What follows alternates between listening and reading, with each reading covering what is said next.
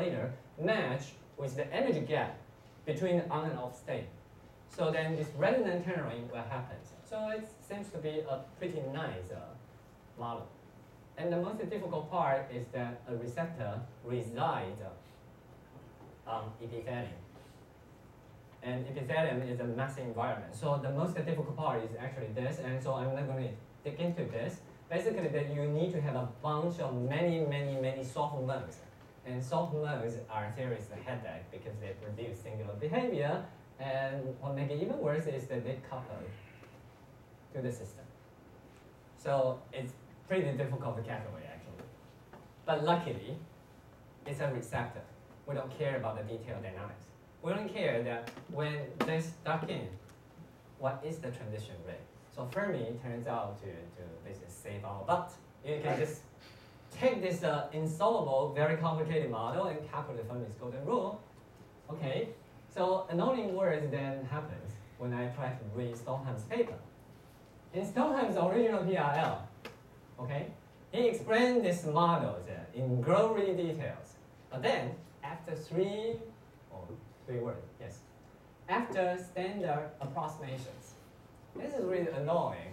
That after standard approximation, what is that? And then the induced response is like this. So what? And they didn't write another PRB for that. And so in the literature, this is almost like unsung exact solution. So, oh, this is the critical temperature, and then we need Stephen Young to just rewrite the whole exact solutions. So I was stuck. So I did what ignorant theorists will do. First response is, standard approximations. I'm a well-educated theorist. I got my PhD, so I should be able to solve it. So I decided to read many papers. And none of these papers contain information that I look for. So that's basically the true responses I got there. And thanks for my kids for helping me out. So at the very end of the day, I decided to give up. I decided to sit back and then cook up our own story. So that turns out to be really appreciating three words. If you really just tell me how to derive it, maybe even at this point, I would be trying to refine his model. Because later on, I actually find that with a completely different angle, I can show that that formula within standard approximations is wrong. Yeah, a serious fault. And we were lucky enough that because I cannot reproduce his important formula, so we decided to attack it in a completely different way. So what we do is this: try to visualize an olfactory receptor is like this. So it's a trans-7 protein. Okay, you have G protein coupled. Here is the G protein. Here is the ion channel, and this is the odorant. So if you look at this, how would you model this? So there we take a pretty brave step, is that we decide not to do too much approximation of the odorant. We decide we just take the numerical method in quantum chemistries. So that was about like 5 years ago. So how much do I know about quantum chemistry?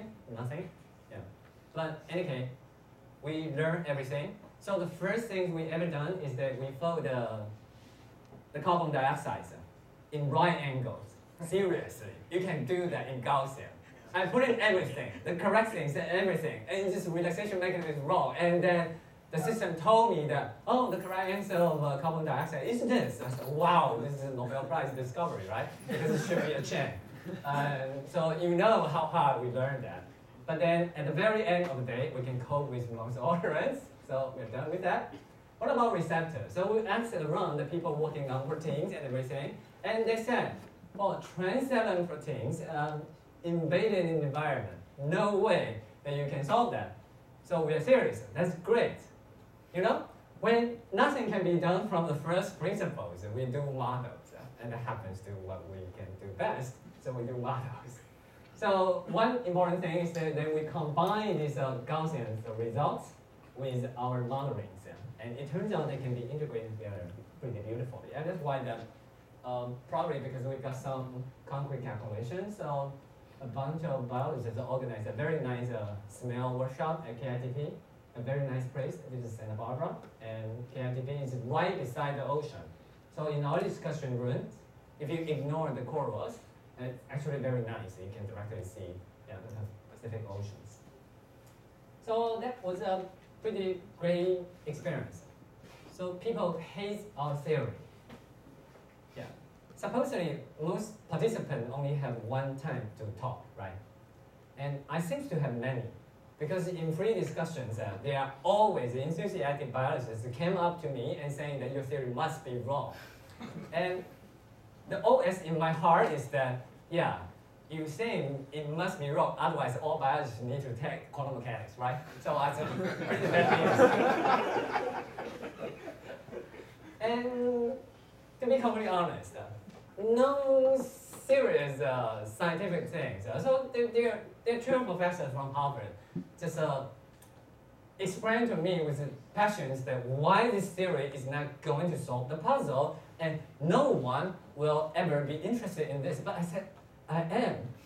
And in fact, what is really funny is that usually there are about 4 to 5 programs going on simultaneously at KITP. So because we are fighting at our small seminar room, it's pretty loud. So it sort of attracts some other people in the entanglements, cosmology, and black hole peoples. These guys are very open-minded, right? Because they are working on something which is very far from the realities. They got so interested in my theory. So it was very funny is that they actually joined our discussion and then try to support this thing. So that was a fun experience. So here I'm just trying to go over quickly because I'm running out of time. So first one is that even take a receptor combined with orderon, you are screwed because there's no exact solution. This hyperspace is 2, this is infinity. 2 times infinity is infinity, so you don't know how to handle that. But then what done? So you need to do some approximation. We're hoping that a receptor, a 2-level system, when even combined with the orderon, would still can be trace-out effective 2 models. And that turns out that I look up most of the perturbation theory, it doesn't converge. And so finally, Dyson came out to save our butt. Okay, so after power law transformation and write down the Dyson theory, Dyson equation, seriously, this is Dyson equation with Feynman diagram associated with that. And we were able to show the result is that you still have very robust Rabbit oscillation, which told you that the dominant dynamics of this whole thing is 2-level system. But don't get mistaken, because if you run into this figure here, it has lots of very complicated oscillation, which shows you how difficult this orderon receptor combined system can be. So that's the first breakthrough is that we find, I never believed that the quantum field theory I took back here will be useful in my research. And so it's pretty amazing. So take quantum field theory. And here just try to demonstrate that we also use numerical simulation to chop off the simple harmonic oscillator. So you can see that, and this is basically effective 2-state projections produced by the Dyson equation. And you know that at this region, which most of the biological system happens, they match rather well. The most important thing, which I cannot explain, but then is basically that this line got banded. That is the original receptor has an intrinsic resonant frequency, but because you couple to the orderon, it got binded.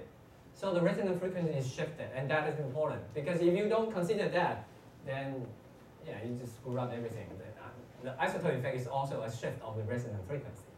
So, and we got lucky enough that we started from the Fermi-Golden rule, and if you write this, the Fermi-Golden rule into a path integral, and then rewrite the integrams as a Green's functions. This really combines every single tool that I know in the past. So while I was young, I tried to do high-energy physics, and that's why I learned path integrals. But then I work on the conventional series. That's why I know Green's functions. So I'm actually very proud of this. Just look at the answer. This is exact, and then this is really complicated, right? So it's a bunch of productions, a product, series of products of this function, correlation function, and you can actually calculate it. So at the very end of the day, finally we got this. So for acetylphenol, while people still use Gaussian to calculate the infrared spectrums and deteriorate things, now we can actually calculate the induced response. So look at this. Here, if you take acetylphenol and replace these white molecules hydrogen, then you can calculate the signal. You found the signal has different responses, but not the same as these. So please look at the red and the blue lines when you calculate the response times. And in order to exaggerate these whole things, I actually use the log scale. So if you compare, for instance, if a receptor detects this frequency, for the original one, the signal is very small, it's almost like 0.01. But then after you replace the hydrogen, it can boost up to 1. On the other hand, if the original receptor detects, for instance, like 3000, then the original signal is huge. But then after you do the replacement, it just drops. So this, without any cheating, this is really just calculating everything, will basically explain why the topology, the color topologies of the granules that I show you in the experiments, will just naturally show up. So you might think, oh, okay, this is just one compound. What about, is there any other evidence? So we decided to follow basically the experiment and then try another one. So this is acetaldehyde, even similar, and you find the most significant modes as shown in this animation. So this mode will actually produce a rather different strong isotope effect. And you can actually run this for many different molecules, and you will find for some molecules you were lucky enough to get this. For some molecules, they aren't any significant differences. And also, this also depends on how the delta is. And this part is still mysterious. But if our theory is correct, how we smell is really because their intrinsic effective two-level system got triggered. You can trigger this by strong light source from, let's say, synchrotron radiations. You don't need molecules to do that. You can actually do electric fields, and the electric field will twist this whole thing. You can calculate the effect. It's smaller, but since you can actually increase the amplifiers, you can actually follow similar things, and you will get similar isotope effect. How about infrared? Huh? You directly excite. Yes. Your nose, right? Yes. That's one possibility. But then, well, not trying to work on human beings because we need to peer out the epithelium and then shine the infrared sources. But the idea is correct, yes. So this would be a very bold prediction, is that we don't really need chemical molecules to trigger our olfactory responses. And since now this year, that you just see that people have been interested in detecting this with neural networks, so this actually can be done. So for instance, if after we finish this paper, we can write to the original group saying that, oh, you know, you don't really need to emit this chemical compound on the receptors. Why don't you just shine some infrared light on it? And you should be able to collect the signals. While the original theory would, of course, give you no result, right? There is no chemical molecule at all. This will be even stronger than isotope effect. Okay? So I'm running out of time, so I just want to show you that if people are interested, you can read these very nice articles. So this is a fairly rational reviews without irrational objections to strange things. So basically it's just saying that molecular shape is important, and other things can actually also be picked up by our olfactory receptor. So what we have done is that when duckings, so the key is that when molecule duckings, when two things collide, for instance, A molecule and B molecules, and B is huge, we call them receptor, and A is smaller, we call them order. If they collide with a very, very slow energy, we know it's going to be elastic. So after collisions, you still have A and B. But on the other hand, when two molecules collide with much larger energies, then A and B might collide, and then you end up with AB, a different compound, and we call them chemical reaction, right? But there's a whole lot of energy windows that when A collide with B, it's possible that at the very end of the day, you still got A and B. But A is excited and then B release some energy to that. And this has been missed by biologists and chemists in the past years. And we are proposing that that's exactly the cause that how we detect things, receptor. That you need to interact with the molecules in the air. And so what kind of assumption we have made? To be completely honest, the only assumption we made is that we believe the detection time is short enough despite of the neuron transmission time, so don't confuse with that. That's why that I show the photosynthesis to brainwash you that the detection can be quantum coherent. That's the only assumption we use. Otherwise, what we do is we just take the biological textbook, take their most popular model, quantizer. And as long as this model is quantum mechanical at room temperature, this is the result that you will get. So here come to my conclusion. I hope that you're convinced, at least now, that in photosynthesis that quantum coherence is spotted in biology, and the theory of olfaction is not yet complete. Yeah. So this somehow has been stated many, many times, and I was assured many, many times last year's AKITP. And quantize the shape theory of olfaction receptor, in fact, give you most of the prediction of vibration theory. But then there are new things, right? Vibration theory says that you detect the vibration, but that's really not the key. It's a side effect, right? Here you only need the IR lights. You can still trigger the whole signal. It's all about how we interact with the environment. And the final part, isotope effect, olfaction profile, and other things which I don't have time to go over. I think this is really exciting, and at some point I was quite surprised that I seems to be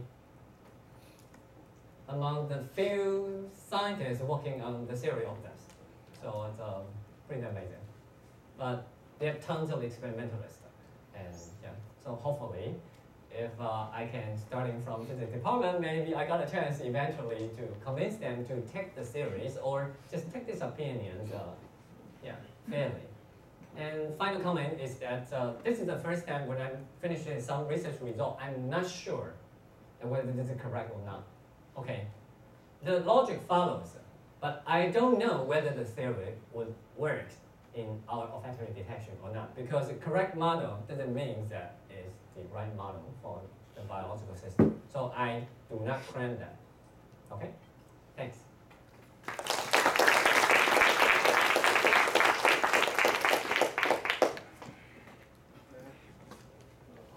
Okay. Oh, that's really very interesting and enlightening, colloquia. Any question? No? Yeah, I have many questions. Expected. I Okay. think mostly We can talk more because you are positive pros. side. Yeah, so you should give some chance to the layman. Okay. Yeah, Good. I mean, molecules vibrates, right? And Yes. delta ray is one of the, I cannot claim the, but it's probably the most profound isotope that you can expect, right? And I can add, I have a comment, right? Yes. The theory that you have, you're assuming that the IR process dominates, right? Because you use the infrared intensity. But they are dark state, that vibrationally you don't get intensity. And Yes. vibrationally they are there, right? No. Okay, good point. Yeah. I know how to answer that, so let me put up the slides. Sorry about that. So you are absolutely right, because I'm presenting this is because this slide for the biologists, somehow they love the IR vibrations. And you are absolutely right. Even if you have the vibration, that doesn't mean it will couple to the biochemical process that you want to be. And so you can see what's the difference between these and our calculated results. And so what we do is, so this is a really good question. What we do that we don't know is that when this collides, there's one important thing is what we call the ducking-induced quantum channeling. So what's the strength of that? Unfortunately, I looked up the chemistry literature. No one is working on this. No, you haven't read deep enough, I can tell you. I know, but then, so we indeed introduce one assumption is that we assume most of the mode coupled to the whole thing. So that's an assumption. Yes. So of course, by calculating this, I can, for instance, oops. The animation doesn't work. Okay, one rotational and vibrational mode here, I can turn off that coupling. And so that the blue peak will disappear and the red peak will disappear and the isotope effect will disappear. I agree with that. So right now we are taking the most optimistic expectation that most of the mode participate. Yes. Yeah. Okay. And second of all, I think experimentally, I mean, I'm not in the field, but yes. according to the review that you have shape is important. Right? I mean, it may not be the key, but it's Yes. important. Right? Yes. So that tells you IR may not work for the following reasons.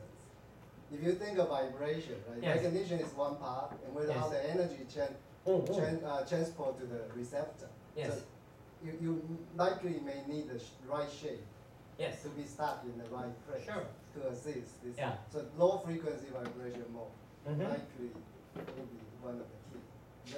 That's my hunch. That would be my guess. Otherwise, I mean, why would the shape be important? Okay, In the theory.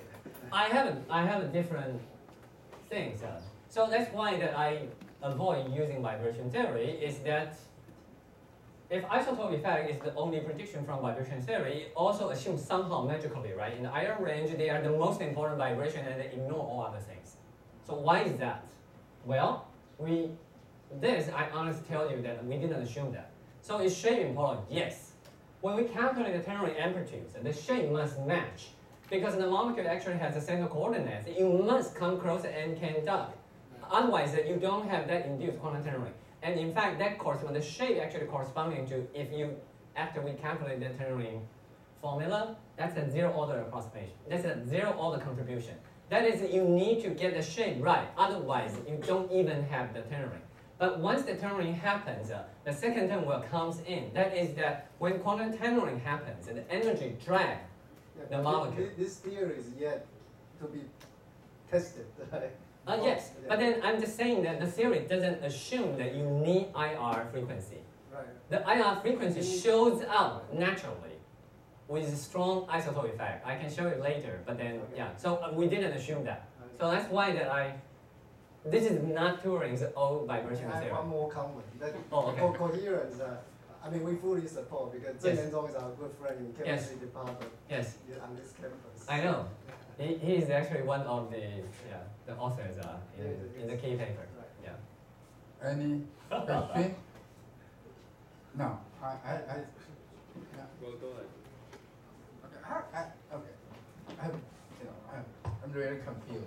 Okay, sure. Do we need the molecule or not to smell, to have this smell? Most of the time we do. For instance, do we need the real object to see? Yes, right? Most of the time we do. But sometimes, just look at the screen. There's no such thing. But somehow we can reproduce photons, right? So we can simulate that you seem to see this. But I'm just proposing that, maybe chemical senses as olfactions is not as what we think. I can really have a simple theory that the Yes. receptor has a characteristic frequency, the molecule have another frequency. Well, then you have a resonance, then that's where your smell comes from. That's the easiest way. Why I have to go through all this, quantum mechanics or quantum field theory? It's simply classical mechanics. No, it's right? It gotta be quantum mechanical. Because when you write down the classical dynamics, the resonance at room temperature doesn't give you the magic. Yeah, you gotta be quantum mechanical. It's almost like you need a hydrogen spectrums to read out the energy difference. Otherwise, if you just shake hydrogen atoms classically, you won't get all the ball frequencies that you got. There's a classic theory called Fermi resonance in the vibrational spectrum. That you have a bright state and a dark state. The dark state will not be observed by IR spectrum, for example. Mm-hmm. So if this dark state come to vicinity of the bright state and they couple, and this is the two-level system that Professor Lin talked about. And experimentally, you actually see two bright states, right? Oh. And that's called Fermi resonance because Fermi. Yeah. And that's a two-level system. Oh. And that classical mechanics, I don't know whether it is a counterpart or such resonance. And that coupling can be very strong. Okay. Okay. Trying to understand these models, but Yes. in terms of physics. So, if I understand correctly, basically you have a two-level system coupled to a very complicated bath, and somehow you integrate out the bath in a very small way so that you get the response. Yes. So the exact formula is we did the Lin-Brown dynamics. So if you really take the model, there's no exact solutions. Yeah. But then, luckily, the first one is that you need to show that the two-level system coupled to the orderant still support a robust spectral wave near two states. So that's the first one. And then you do the projection. So then you come to the part is that this effective two state will have a transition rate. And because you already integrated the orderand and the receptor together, so the rate you calculated would be the what we call the ducking-induced tenoring rate. Because if you remove that, the projection just project out to gap states. So there's no response at all. So the most difficult part is that once you have this effective two states coupled to the reservoirs, how are you going to calculate that? Yeah. So within Limbrand dynamics, we only need to estimate the tenoring rate by Fermi's golden rule. And it turns out that Fermi golden rule, even though very messy, can be solved exactly. So that's what we mean. But you still need to assume a form of coupling. Huh? You still need your Sure. perturbation term. Right? No. That is the whole thing, is that when an orderand ducks into the receptor, what happens? Right. The classical theory is the shape match and somehow drag the receptor and changes shape. And this little tiny shape change trigger the huge elephants of alpha, beta, gamma, G proteins to move on. Think about this. This is a little bit insane, isn't it? How can a little tiny orderand molecule just hit a huge rooms like a receptors and then trigger all these energy trends? You can come up with a model, right? No. But then you got to have the interaction. That is, the ducking must induce some interaction. Otherwise, you cannot detect something. Because when you detect something, that means you interact with this orderand. Yeah. And so how does that? So biologists think that this is the classical kinetic energy, and I don't think that's the media which sort of triggered everything. I agree with you. I'm just hoping there's more concrete evidence, right? We are sitting here to say we don't think. That's not good enough for that. They don't like models.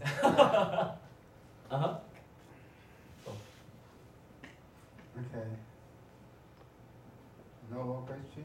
Okay. I really hope that your theory is right. Okay, because quantum biology, room temperature, that's really very, very cool. Yeah, it's very cool. And I really like to see all the biology they have to, start,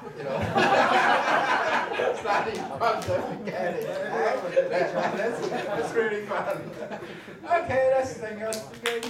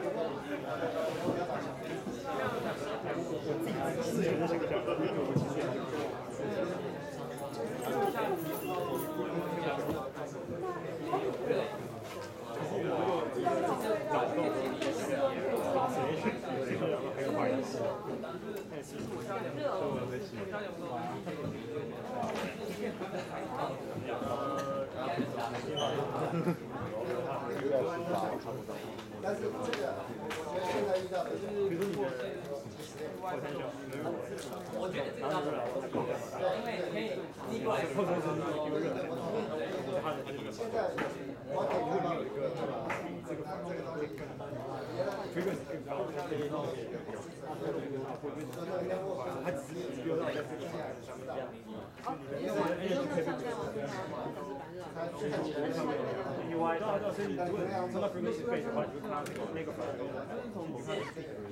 然后所以如果这东西是好的话，那这个你在还有这个好的，然后一直看到。学到完，如果那个 model 是对的，它就是你全是就是给你非常好的，就是这个非常好的 operation。为什么？因为我想象是这样的。好，如果我关机了，我再这样。这个 receptor 在这。